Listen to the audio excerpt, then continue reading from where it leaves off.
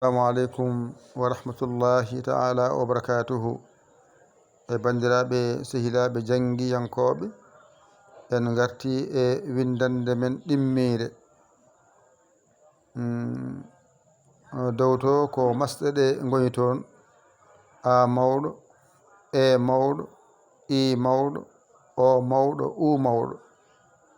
A tokoso, e tokoso, i tokoso, o tokoso, u tokoso. Ngara pooɗa a, e, i, o, u. ɗum woni ɗo ko wiyete masɗe pular ko joyi daɓɓe e poɗɗe. Hande noon eɗen ɓasa alkulal ɓangal. Ay ba e ɓa ene nandi. Holko serndi ba e ɓa? Kofal. So hofaki ko ba. Kofgal ngal ummi ko bange ñaamo fayi nano yalti boowal, ɗum woni ɓa. Tokosal ngal, kofal ngal fayata ko ummo bange nana faya bange ñaamo.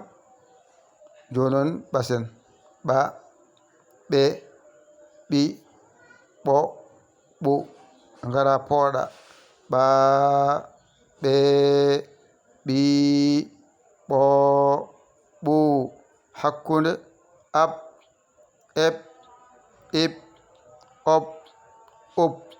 Ngara pooɗa ab, eb, ib, ob, ub. Jippo less: ɓaɓɓe, ɓeɓɓe, ɓiɓɓe, ɓoɓɓe, ɓuɓɓe. Ngara pooɗa ɓaɓ, ɓeɓ, ɓiɓ, ɓoɓ, ɓuuɓ. Alkulal ma ɓa timmi. Ɗo so ɗiggi a serti e majjere kala ko wiyete ɓa. Cangde saɗani, namdi ko teskuya. Teskuya ma ɓuuri hewde hen. Alluwal ma nan ɗon. ƴettu kuɗol ma e carnet ma, mbañotoɗa jangga ɗigga. A hoolaki hoorema, ƴeew camorɗoma, ɗakkoɗa sara makko, o walluma ha jiiya lawol. Aɗa yamana walluma, noddumin e 00 221 77 906 14 81. mbaɗa yaya, mbaɗa li, jiiya WhatsApp o, ngara caggirɗa. A saggani noon, alhamdulillah, ko ɗum yiɗa.